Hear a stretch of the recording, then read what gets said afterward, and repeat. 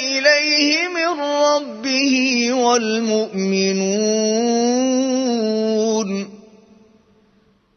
كل آمن بالله وملائكته وكتبه ورسله لا نفرق بين أحد من رسله وقالوا سمعنا وأطعنا غفرانك ربنا وإليك المصير۔ رسول اللہ صلی اللہ علیہ وآلہ وسلم اس کتاب پر جو ان کے پروردگار کی طرف سے ان پر نازل ہوئی ایمان رکھتے ہیں، اور مومن بھی سب اللہ پر اور اس کے فرشتوں پر اور اس کی کتابوں پر اور اس کے پیغمبروں پر ایمان رکھتے ہیں، اور کہتے ہیں کہ ہم اس کے پیغمبروں سے کسی میں کچھ فرق نہیں کرتے، اور وہ اللہ سے عرض کرتے ہیں کہ ہم نے تیرا حکم سنا اور قبول کیا۔ اے پروردگار، ہم تیری بخشش مانگتے ہیں اور تیری ہی طرف لوٹ کر جانا ہے۔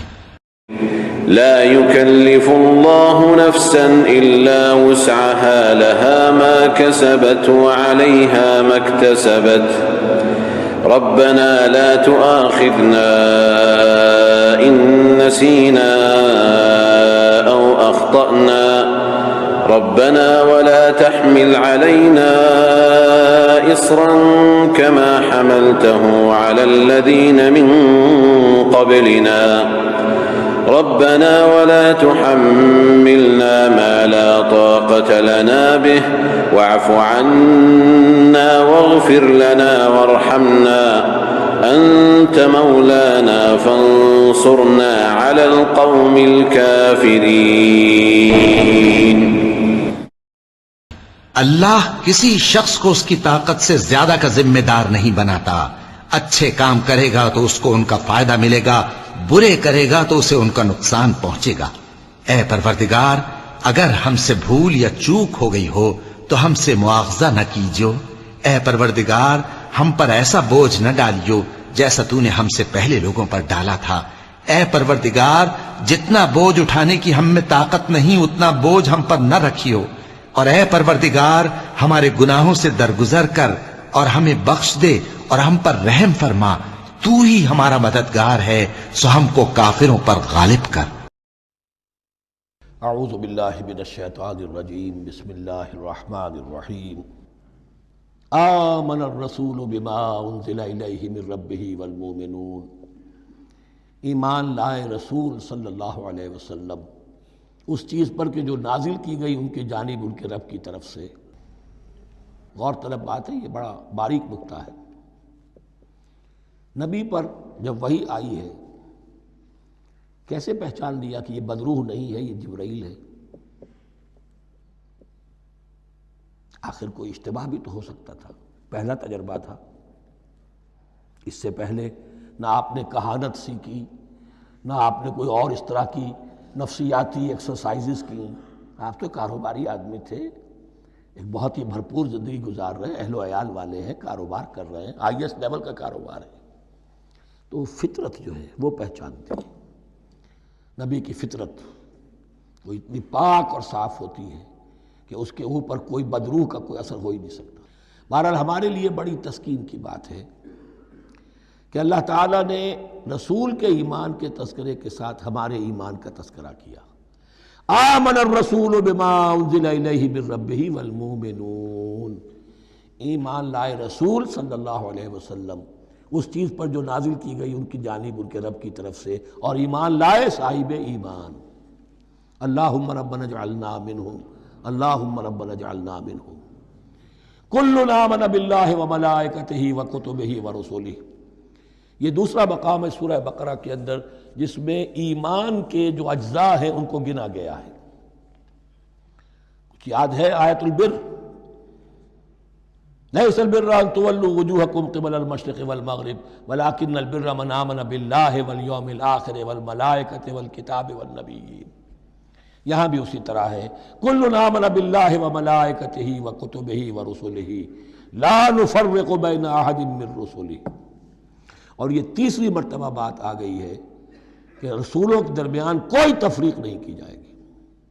کہاں؟ پہلے تو آیا تھا 16ویں رکوع میں لا نفرق بین احد منہم ونحن له مسلمون، اور اس سے بھی پہلے آیا تھا والذین یؤمنون بما انزل الیک وما انزل من قبلک، وہ لوگ جو ایمان رکھتے ہیں اس پر بھی جو ہے نبی آپ پر نازل کیا گیا اور اس پر بھی جو آپ سے پہلے نازل کیا گیا۔ لا نفرق بین احد من رسلہ، ہم اس کے رسولوں میں سے کسی کے مابین کوئی تفریق نہیں کرتے۔ تفضیل اسی صورت میں ثابت ہے، تلک الرسل فضلنا بعضهم علی بعض منهم من کلم اللہ ورفع بعضهم درجات وقالوا سمعنا واطعنا، وہی بات کہ جو کہی گئی تھی جب ان سے کہا گیا تھا واسمعوا، کیا کہا تھا انہوں نے؟ سمعنا وعصینا، سمعنا واطعنا، وہ کہتے ہیں ہم نے سنا اور مانا۔ غفرانک ربنا، ہماری درخواست ہے پروردگار، تیری بخشش مانگتے ہیں۔ غفرانک، نون پر زبر ہے، مفعول ہے، نسألک غفرانک، اے اللہ ہم تجھ سے سوالی ہیں، تجھ سے طلب کرتے ہیں، درخواست کرتے ہیں تیری مغفرت کا۔ وإلیک المصیر، اور تیری ہی جانب لوٹ جانا ہے۔ یہاں پر وہ ایمان بالآخرہ بھی آ گیا جو یہاں اوپر نہیں آسان۔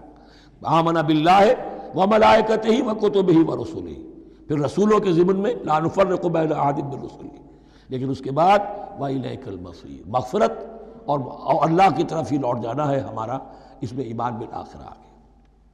اب آخری آیت، لا یکلف اللہ نفسا الا وسعها، اللہ تعالیٰ نہیں ذمہ دار ٹھہرائے گا کسی جان کو مگر اس کی وسعت کے مطابق۔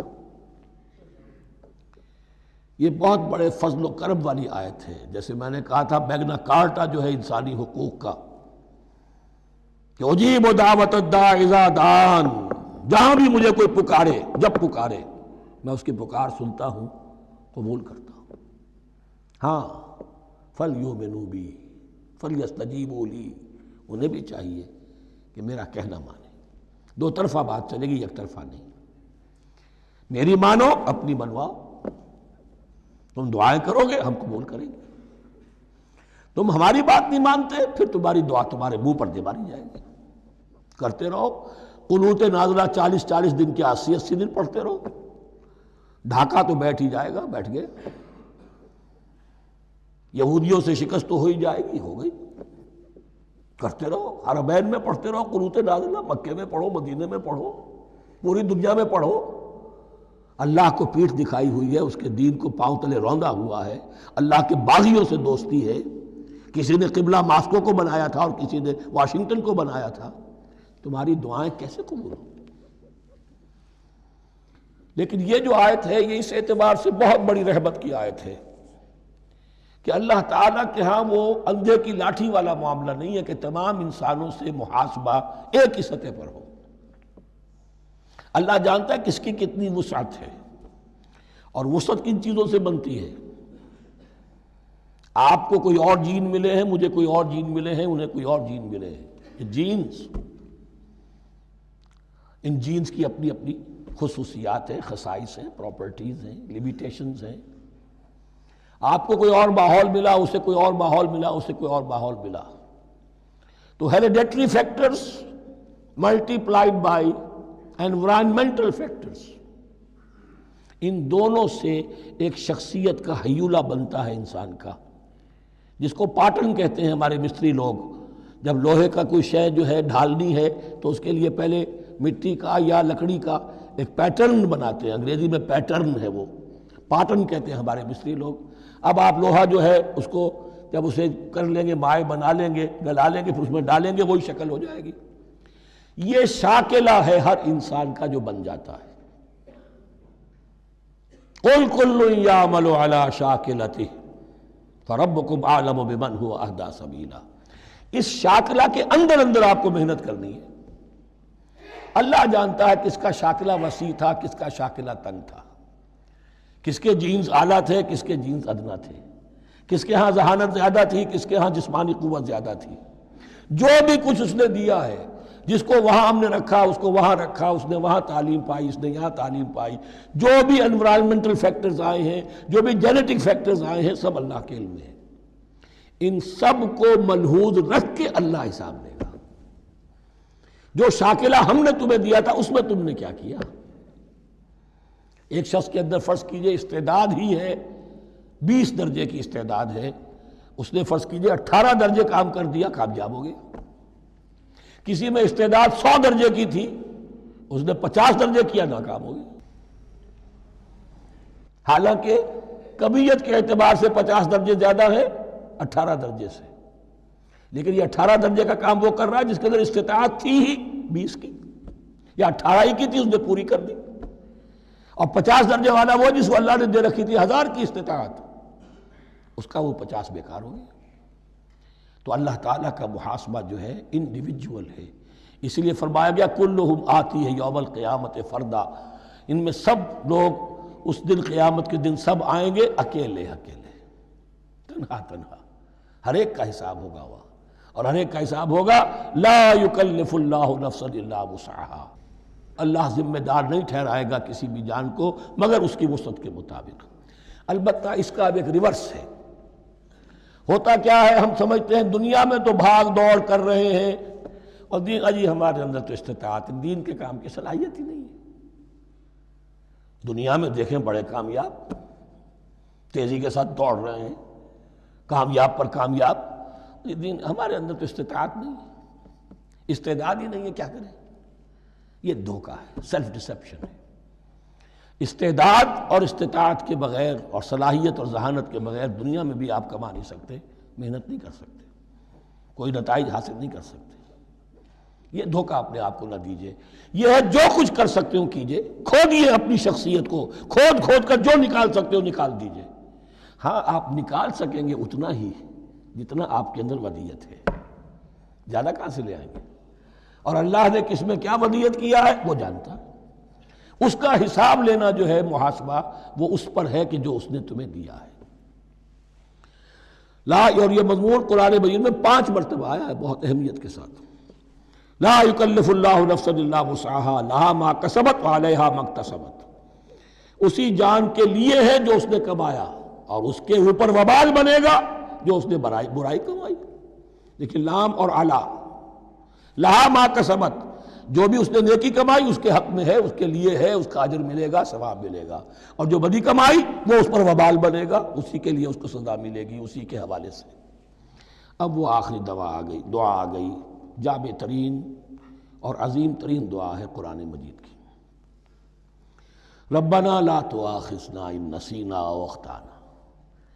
اہل ایمان کے راستے پر، عمل صالح کے راستے پر مقدور بھر، امکان بھر اپنی شخصیت کے کونوں کھدروں میں سے بھی نکال کر، اپنی ریزیڈول انرجیز کو بھی نکال کر اللہ کی راہ میں لگا دیں، لیکن اس کے بعد بھی کوئی غرہ نہ ہو، کوئی غرور نہ ہو، کوئی اپنی محنت پر، اپنی نیکی پر، اپنی کمائی پر، اپنے کارناموں پر کہیں انسان دھوکہ نہ کھا جائے۔ کیفیت کیا رہنی چاہیے؟ وہ یہ ہے تواضع، عجز، انکساری۔ ربنا لا تؤاخذنا ان نسینا او اخطانا، اے رب ہم سے مواخذہ نہ کیجو اگر ہم بھول جائیں یا ہم سے خطا ہو جائے۔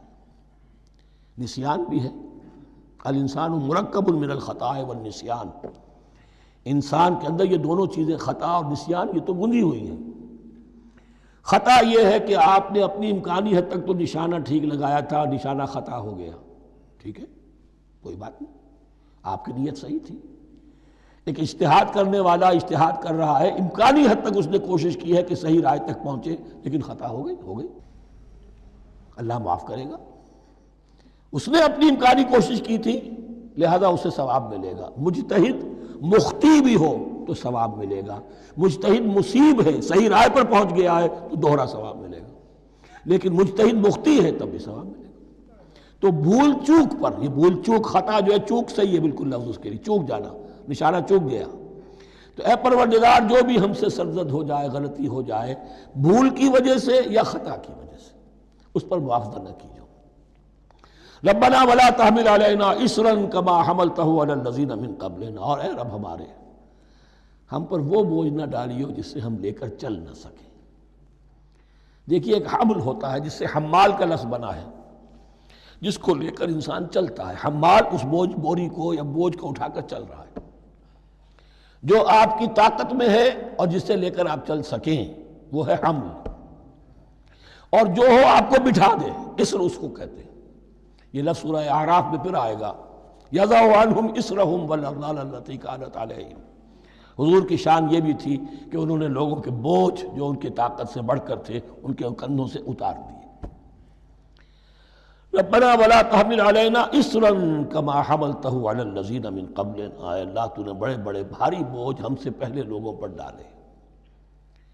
شریعت بھی پہلے بھاری تھی، بہت سے معاملات ہم نے دیکھ لیے، روزہ ہمارے لیے کتنا آسان کر دیا گیا، رات کو نکال دیا روزے سے، کہہ دیا خاص طور پہ کھاؤ پیو ضرور، سحری ضرور کرو، تسحروا فإن فی السحور برکہ، کتنی آسانی ہے۔ رات میں تعلق زن و شو کی اجازت ہے، وہاں ان کے روزے میں چپ بھی تھا، چپ بھی رہو، نہ کھاؤ نہ پیو نہ تعلق زن و شو نہ گفتگو، تو آسانی کی ہے۔ ان کے ہاں یوم سبت کا حکم تھا اتنا سخت، کوئی کام نہیں کرو گے، ہمارے ہاں وہ تھوڑے سے وقت کے لیے، اذا نودی للصلاۃ من یوم الجمعۃ فاسعوا الی ذکر اللہ وذروا البیع، اذان سے لے کر اور نماز کے ادا ہو جانے تک ہر کاروبار دنیاوی حرام ہے، لیکن اس سے پہلے اس کے بعد آپ کر سکتے ہیں، تو آسانی ہے۔ ربنا ولا تحمل علینا اسرا کما حملتہ علی الذین من قبلنا ربنا ولا تحملنا ما لا طاقۃ لنا بہ، اور اے رب ہمارے، ہم پر وہ بوجھ نہ ہم پر عائد کی جو ہم پر ڈالیو جس کی کہ ہمارے اندر طاقت نہ ہو، واعف عنا، ہم سے درگزر فرماتا رہے، ہمیں معاف کرتا رہے، واغفر لنا، اور ہمیں بخشتا رہے۔